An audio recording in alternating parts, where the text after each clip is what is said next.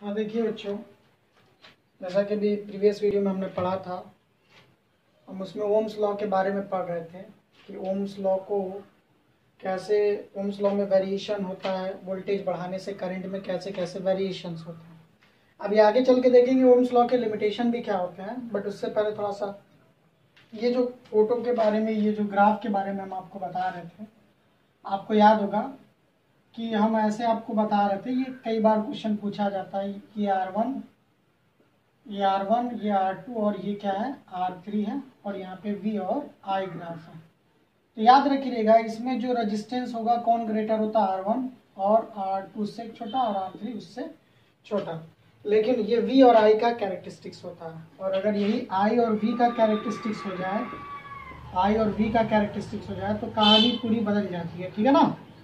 ये means R1 R2 और ये R3, इसमें वेरिएशंस देखने को मिलते हैं, यानी कि ये I और V का ग्राफ हो जाएगा। इस कंडीशन में R3 ग्रेटर होगा R2 से और R2 ग्रेटर होगा R1 से, यानी कि पूरा का पूरा अपोजिट हो जाएगा, ठीक है ना। अगर VI ग्राफ पूछे तो ये, और I और V ग्राफ पूछे तो ये। इसमें क्योंकि स्लोप के बारे में अगर हम बात करेंगे तो जैसे एक पॉइंट पे हम एक लाइन ड्रॉ करते हैं, ठीक है ना, और इसको यहाँ पे हम ज्वाइन करते हैं, ये बात याद रखिएगा। हम ज्वाइन करेंगे तो इसमें देखिए, अगर हम बात करें, देखिए कैसे, ये कैसे, ठीक है ना, ये भी सवाल है कि how how it is possible, ठीक है ना। हम यहाँ पे लाइन को ज्वाइन करते हैं तो फर्स्ट वाले में देखिए, R1 वाले में वोल्टेज में इतना चेंज हो रहा है, फर्स्ट वाले में वोल्टेज में इतना चेंज हो रहा है, और करंट में कितना चेंज हो रहा है, करंट फर्स्ट वाले में यहाँ से लेके यहाँ तक करंट चेंज हो रहा है। As we know that delta V upon delta I, अगर वोल्टेज में ज़्यादा चेंज होगा तो रेजिस्टेंस भी ज़्यादा होगा। इस वाले के लिए R2 के लिए अगर हम बात करें तो देखिए R2 में वोल्टेज में वेरिएशन थोड़ा सा कम, देखिए ये इतना ज़्यादा था, इसमें थोड़ा सा कम, और इसमें करंट भी कम, यानी इसका रेजिस्टेंस जो होगा कम होगा, ठीक है ना। एक पर्टिकुलर पॉइंट पे R3 का सबसे कम होगा। तो ये बातें आपको याद रखनी है। एक और तरीका था इसका, आप याद रख सकते थे, जो V के पास होगा उसका रेजिस्टेंस ज़्यादा होगा। अब आइए थोड़ा सा देख लेते हैं, प्रूफ्स ऑफ ओम लॉ देख लेते हैं, ठीक है ना। हम इसका प्रूफ देख लेते हैं, ठीक है। ये हो गया होगा, इसको नोट डाउन कर लीजिए। हाँ देखिए, ये प्रूफ ऑफ ओम्स लॉ कैसे ये होगा, ठीक है ना, आपको जैसा कि बताया था क्लासेस में। यहाँ पे बस देखिए, ज़रा ध्यान से समझिए, बातें समझ में आ जाएंगी खुद ब खुद। जैसे कि sorry, I is equals to minus NEAVD, drift velocity के वजह से जो करंट प्रोड्यूस होती है, जो करंट डेवलप होती है, वो कितना होती है, I is equals to minus NEAVD। Last के वीडियो में हमने ये बताया था, आपको डिस्कस किया था, I इज इक्वल्स टू कितना, माइनस NEAVD। और यहाँ पे अगर हम बात करें कि VD is equals to drift velocity is equals to कितना होता है, minus E capital E tau by M, याद होगा आपको, minus E capital E tau by M। ये मास क्या होता है, मास ऑफ इलेक्ट्रॉन होता है, मास ऑफ मटेरियल नहीं होता है, ठीक है। तो यहाँ पे जब हम इसको कन्वर्ट करेंगे तो माइनस NEA और VD की जगह पे जब ये डेटा को रखा जाएगा minus E tau by M, तो देखिए ये एक्सप्रेशन क्या बन के आने वाला है, minus minus plus NE square, वैसे भी E और E प्लस स्क्वायर ही हो जाता है, ठीक है ना। ये भी बात समझने वाली थी। A और टाउ बाई M, और यहाँ पे देखिए जो E आया है, इस E वाले एक्सप्रेशन में अगर हम ये कह लें कि ये कोई कंडक्टर है, ये कंडक्टर है, ठीक है ना, जिसका लेंथ L था और इसका क्रॉस सेक्शनल एरिया A था, और इसमें हमने वोल्टेज V अप्लाई किया था या पोटेंशियल डिफरेंस V दिया था। तो हमने क्या देखा था कि इसमें जो इलेक्ट्रिक फील्ड डेवलप होता है, इलेक्ट्रिक फील्ड कितना होता है, V बाई L, ठीक है ना। ये बात आपको याद रखनी है, इसमें electric field V by L, ठीक है ना, ये देने पे इसमें डेवलप होता है, आप जानते हैं। N square A tau by M, यहाँ पे क्या रख देंगे बाबू, V बाई L, ठीक है ना, यहाँ पे हमने V बाई L रख दिया। तो देखिए ज़रा समझते हैं हम लोग, और भी डेटा को देखते हैं, कैलकुलेट करने की कोशिश करेंगे। तो यानी कि सीधा सीधा बोल दें तो ये सारे के सारे, ये आ गए सारे के सारे हमारे टर्म्स, इसमें हमें कुछ बातों का ध्यान रखना है। अब देखिए, जैसे कि अगर हम बात करें E के और M के बारे में बात करें, तो E चार्ज ऑफ इलेक्ट्रॉन है, क्या होता है, E चार्ज ऑफ इलेक्ट्रॉन, और इलेक्ट्रॉन का चार्ज कभी बदलेगा है नहीं, चाहे इलेक्ट्रॉन हो या प्रोटॉन हो। उसका चार्ज कभी बदलेगा है नहीं। m क्या है, मास ऑफ इलेक्ट्रॉन है, और इलेक्ट्रॉन का मास कभी बदलने वाला नहीं है। इलेक्ट्रॉन का जब मास कभी बदलेगा नहीं तो हम क्या बोलेंगे, एक सेकेंड रुकिएगा। हाँ, इलेक्ट्रॉन का मास कभी बदलेगा नहीं, यानी कि हम ये कह देंगे कि E और M charge to mass ratio भी होता है। आपको ये भी याद होगा E/m क्या होता है, फर्स्ट चैप्टर में पढ़ा था, charge to mass ratio.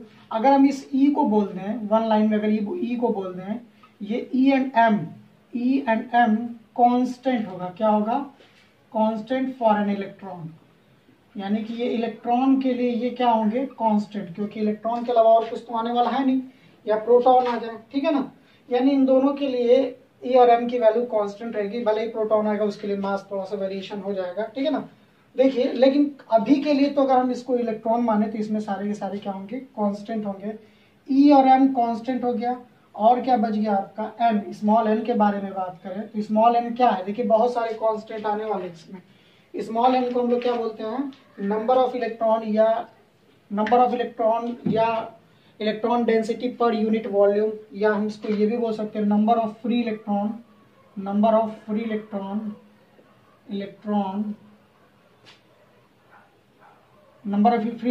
Of the metal, ठीक है ना, जो given metal of the given metal, जो मेटल गिवन उसके लिए, ठीक है ना। यानी कि जितना नंबर ऑफ इलेक्ट्रॉन होगा किसी गिवन मेटल के लिए, ठीक है ना, वो बदलने वाला है नहीं, क्योंकि मेटल जब बदलेगा तब स्मॉल n की वैल्यू बदलेगी। अभी जैसे इस मेटल पे हम एक्सपेरिमेंट परफॉर्म कर रहे हैं, तो इस मेटल पे जब एक्सपेरिमेंट परफॉर्म किया जाएगा तो ये मेटल तो हमने बदला ही नहीं, सारा का सारा एक्सपेरिमेंट हम जो भी कर रहे हैं सिर्फ और सिर्फ इसी मेटल के लिए कर रहे हैं, just like assume copper metal या फिर एल्युमिनियम मेटल, ठीक है ना। किसी भी एक मेटल के लिए हम लोग इसमें हम चेंजेस नहीं कर रहे हैं, ये पूरा एक बार एक्सपेरिमेंट, 2 बार, 3 बार, सारा का सारा एक्सपेरिमेंट सिर्फ और सिर्फ इसी मटेरियल के लिए कर रहे हैं, यानी कि सिर्फ और सिर्फ इसी गिवन मेटल के लिए कर रहे हैं। तो इसमें n नंबर ऑफ इलेक्ट्रॉन तो बदलने वाला है नहीं, number of free electron change नहीं होने लगा, ये स्मॉल n भी कांस्टेंट हो जाएगा। अब बच जाएगा आपका ए और एल, एरिया एंड लेंथ। इसको देखेंगे अगर हम लोग, एरिया और लेंथ कब बदलेगा, जब सैंपल बदल जाएगा। सैंपल का मतलब क्या होता है कि जैसे कि यही मार्कर है, अगर इसका क्रॉस सेक्शनल एरिया बढ़ा दिया जाए, इसके लेंथ में इंक्रीमेंट कर दिया जाए, तो बोलेंगे मेटल तो वही है, बट इसका सैंपल बदल गया। सैंपल बदलने का मतलब क्या होता है कि एरिया और लेंथ में चेंजेस। याद रखिएगा, जब भी सैंपल बदलेगा तो एरिया और लेंथ में क्या होगा, चेंज होगा, ये बात आपको याद रखनी। एरिया और लेंथ में अगर चेंज हो रहा है तो constant for a given sample, यानी कि जो सैंपल गिवन रहेगा उसके लिए ये कांस्टेंट होने वाला है। यानी कि हम ये कहते हैं, अच्छा एक और कांस्टेंट, देखिए इतने सारे कांस्टेंट इसमें आ रहे हैं, ठीक है ना, ये कांस्टेंट, ये कांस्टेंट, ये कांस्टेंट, ये भी कांस्टेंट, ये भी कांस्टेंट। अब टाउ के बारे में बात कर लेते हैं।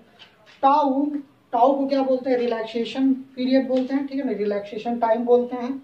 ये कांस्टेंट कब रहता है, रिलैक्सेशन टाइम कब नहीं बदलता, अगर हम कोई एक्सपेरिमेंट परफॉर्म कर रहे हैं एक पर्टिकुलर टेम्परेचर पे, तो वो टेम्परेचर में वेरिएशन ना हो, क्योंकि टेम्परेचर में चेंजेस होंगे, टेम्परेचर बढ़ेगा तो क्या होगा, रिलैक्सेशन पीरियड डिक्रीज करेगा, ड्रिफ्ट वेलोसिटी डिक्रीज करेगी, और ड्रिफ्ट वेलोसिटी डिक्रीज करने का मतलब रेजिस्टेंस भी इंक्रीज करना, और रेजिस्टेंस इंक्रीज, अच्छा अभी रेजिस्टेंस भले ही ना आया हो, लेकिन हम इतना बताना चाहते हैं कि ड्रिफ्ट वेलोसिटी डिक्रीज होने का मतलब करंट का डिक्रीज होना। फिर से सुन लीजिए, जब हम टेम्परेचर बढ़ाएंगे तो टाइम पीरियड क्या होगा, रिलैक्सेशन टाइम क्या होगा, डिक्रीज होगा, नंबर ऑफ कोलिजन जल्दी जल्दी होंगे, तो ड्रिफ्ट वेलोसिटी वो कम होती चली जाएगी, और ड्रिफ्ट वेलोसिटी अगर कम हुई तो हम बोलेंगे कि करंट भी कम होगा, ठीक है ना। ड्रिफ्ट वेलोसिटी कम होगी तो करंट भी कम फ्लो करेगा। यानी कि टाउ इज कांस्टेंट एट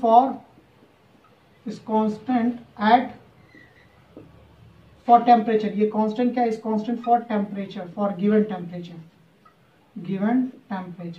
यानी कि इतने सारे कांस्टेंट हो गए। ये आपसे पूछेगा कि बताइए कि एग्जाम में 1 मार्क्स के क्वेश्चन आते हैं कि टाउ कब कांस्टेंट रहेगा टेम्परेचर कांस्टेंट के लिए, ए और एल कब कांस्टेंट रहेगा फॉर गिवन सैंपल के लिए, एन कब कांस्टेंट रहेगा, ई एंड एम तो ऑलवेज कांस्टेंट ही रहेगा, ठीक है ना, बट वो भी चेंज हो जाते हैं। बेसिकली चेंज होता है एम, जब मेटल चेंज होता है तो, ठीक है ना। इतने सारे अगर कांस्टेंट आ गए हैं तो यहाँ पे देखिए कि अगर हम ये बोल दें ये सारे के सारे कांस्टेंट, ये और ये भी सारे के सारे constant. I is directly proportional to V, बोल सकते हैं कि नहीं बोल सकते हैं?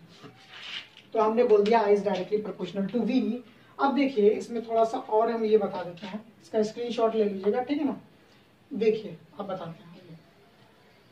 अब इसमें अगर हम ये बोले कि ये कांस्टेंट जो आया है ये I is directly proportional to V, और इसको हम V is directly proportional to I भी बोलते थे। यहाँ पे क्या आता है, आर कांस्टेंट आता है, यानी आर के जगह पे डेटा क्या क्या है यहाँ पे देख लीजिए आप।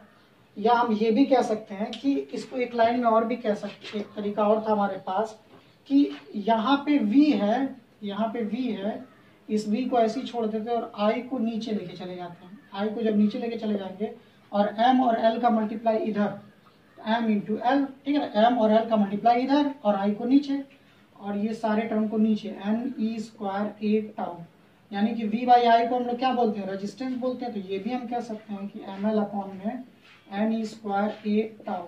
ये भी बात आपको याद रखनी है कि ये कैसे डिपेंडेंसी होती है, इस पे इस बात का ध्यान रखना हम लोगों को कि कैसे रेजिस्टेंस इसमें चेंजेस होते रहते हैं, ठीक है ना। रेजिस्टेंस किस किस फैक्टर पे डिपेंड करेगा, टाइम, रिलैक्सेशन पीरियड पे डिपेंड करेगा, लेंथ के डायरेक्टली प्रोपोर्शनल होगा, लेंथ बढ़ेगा तो रेजिस्टेंस भी बढ़ेगा, एरिया बढ़ेगा तो रेजिस्टेंस घटेगा, ठीक है ना। नंबर ऑफ इलेक्ट्रॉन बढ़ेंगे तो क्या होगा, बेसिकली रेजिस्टेंस डिक्रीज करेगा, ठीक है ना। चार्ज उसका बढ़ेगा तो भी रेजिस्टेंस, हालांकि चार्ज बढ़ने वाला है नहीं, वो तो इलेक्ट्रॉन का फिक्स होता है। तो ये सारी बातें याद रखनी है। टाइम अगर डिक्रीज हुआ, रिलैक्सेशन टाइम डिक्रीज हुआ तो रेजिस्टेंस इंक्रीज करेगा, और रिलैक्सेशन टाइम कब डिक्रीज हो जाता होता है, जब टेम्परेचर इंक्रीज होता है, ठीक है ना। तो ये बातें याद रखनी है। अब ये नहीं कि टेम्परेचर घटाने पे, ऐसा मत सोचिएगा कि टेम्परेचर घटाने पे, डिक्रीज करने पे टाउ इंक्रीज करता होगा। ये पूरी कहानी रूम टेम्परेचर तक थी, ये देखिए दिमाग में आएगा। वो सेमीकंडक्टर के लिए अलग केस होता है, ठीक है ना बाबू, वो अलग केस होता है, वो हम आगे चल के देखेंगे। बस ये मत याद रखिएगा कि ऐसा ना हो कि हम टाइम पीरियड, अरे सॉरी, टेम्परेचर रूम टेम्परेचर से लो कर दें तो रेजिस्टेंस क्या हो जाएगा, डिक्रीज हो जाएगा। तो ऐसा कुछ होता नहीं है, ये बात याद रखिएगा। ये सिर्फ और सिर्फ रूम टेम्परेचर की तक ही लिमिट है, ठीक है ना। उसके बाद आप बढ़ा सकते हैं टेम्परेचर, लेकिन उससे कम आप टेम्परेचर नहीं करना है। ये सारी बातें नोट डाउन करिए, इसमें हम और भी बातें बताते हैं आपको, ठीक है। आप देखिए अभी हमने प्रूफ्स ऑफ ओम्स लॉ भी देखा, अब थोड़ी सी रजिस्टिविटी के बारे में भी बात करेंगे, ठीक है ना। रजिस्टिविटी के बारे में भी बात करेंगे और रिलेशन बिटवीन ओम्स लॉ, अच्छा वो मिनिएचर फॉर्म है, ठीक है ना, उसको भी हम लोग देखते हैं, ठीक है ना। तो रजिस्टिविटी या स्पेसिफिक रेजिस्टेंस के बारे में बात करते हैं, ठीक है ना, उसको देख लेते हैं। रजिस्टिविटी और स्पेसिफिक रेजिस्टेंस, थोड़ा इसके बारे में भी बात कर लेते हैं। इस रेजिस्टिविटी और स्पेसिफिक रेजिस्टेंस क्या होता है। तो हमने देखा, जरा ध्यान से समझिएगा, हमने देखा कि कॉपर का एक कंडक्टर है, कॉपर का एक मटेरियल है, ठीक है। कॉपर का एक कंडक्टर है या मटेरियल है, ठीक है ना, जिसका लेंथ एल था और ये एक वायर था, ठीक है, वायर या कंडक्टर जो भी सपोज करना वो कर लीजिए। इसका क्रॉस सेक्शनल एरिया ए था, ठीक है ना। हमने दूसरा एक कॉपर का मटेरियल लिया, इसका लेंथ 2 टाइम्स कर दिया, वही वायर नहीं है, दूसरा ये वायर है, ठीक है ना, दूसरा वायर है, ये भी कॉपर का ही है, ठीक है ना। मटेरियल चेंज कर दिया हमने, ये कॉपर का तो ये भी दूसरा कॉपर का ही है, ठीक है ना। इसका एरिया भी अभी भी ए ही है, इसका लेंथ 12 है। तो हम क्या देख रहे हैं कि अगर इसका लेंथ 3 टाइम्स कर दे रहे हैं, इसका लेंथ अगर इंक्रीज करके 3 टाइम्स कर दिया जा रहा है और एरिया अभी भी ए ही है और ये भी अभी कॉपर का ही मटेरियल है, तो हम देख रहे हैं कि इसमें अगर रेजिस्टेंस 2 ओम था तो इसमें 4 ओम हो गया, इसमें कितना हो गया, 6 ओम हो गया। यानी कि रेजिस्टेंस बढ़ता चला जा रहा था, रेजिस्टेंस बढ़ रहा था। क्या बढ़ाने पे, लेंथ इंक्रीज करने पे। यानी कि लेंथ जैसे जैसे हम इंक्रीज कर रहे हैं वैसे वैसे रेजिस्टेंस इंक्रीज कर रहा है, ठीक है ना। तो वैसे वैसे अगर रेजिस्टेंस इंक्रीज कर रहा है तो हम ये बोलेंगे कि resistance is directly proportional to length. बात समझ में आ रही है आपको ना। अगर ये R है तो ये 2R, और ये अगर 2R है तो ये कितना हो जाएगा, 3R। यानी कि रेजिस्टेंस लेंथ बढ़ाने पे रेजिस्टेंस हम देख रहे थे इंक्रीज हो रहा है, तो हमने एक रूल निकाल दिया कि resistance directly proportional to length. दूसरा, अगर हम बात करें कि इसका एरिया ए था और इसी पे मान लीजिए हमने दूसरा एरिया वाला रख दिया, ठीक है ना, इसका भी एरिया है, इसका भी एरिया है, तो एरिया टोटल है, इसका लेंथ एल था, इससे डबल एरिया वाला ले लिया। तो इस बार हम क्या देख रहे हैं कि अगर इसका रेजिस्टेंस R है तो इस बार इसका रेजिस्टेंस R/2 हो जा रहा है, यानी कि एरिया बढ़ाने पे रेजिस्टेंस डिक्रीज कर रहा है। रेजिस्टेंस क्या कर रहा है? डिक्रीज। नोट डाउन कर लीजिएगा। यानी कि हम बोलेंगे कि resistance inversely proportional to its area, यानी कि area of the given conductor, ठीक है ना। जब हमने दोनों को कंबाइन किया तो यहाँ से R is directly proportional to L/A आया, ठीक है ना। तो क्या आपको याद रख लेना है कि लेंथ बढ़ाने पे रेजिस्टेंस इंक्रीज करता है, लेंथ घटाने से रेजिस्टेंस डिक्रीज करेगा, यानी कि जो रेजिस्टेंस हुआ डायरेक्टली प्रोपोर्शनल किसके हो गया? लेंथ के। और दूसरा, एरिया बढ़ाने पे रेजिस्टेंस डिक्रीज करता है और एरिया घटाने पे रेजिस्टेंस इंक्रीज करता है। ये बातें आपको याद रखनी, ये इनवर्स रिलेशन में, ये डायरेक्टली रिलेशन में, ठीक है ना। तो यानी कि जब यहाँ से हम प्रोपोर्शनलिटी कांस्टेंट हटाते हैं फिजिक्स में तो एक कांस्टेंट आता है, और यहाँ पे ये जो कांस्टेंट आया रो आया, ठीक है ना। आपको क्या याद रख लेना? रो ले। क्या याद रख लेना? रो ले। और रो, इसको हम लोग क्या बोलते हैं? रो। इसी को हम लोग बोलते हैं रेजिस्टिविटी। इसी को हम लोग क्या बोलते हैं? रेजिस्टिविटी, ठीक है ना।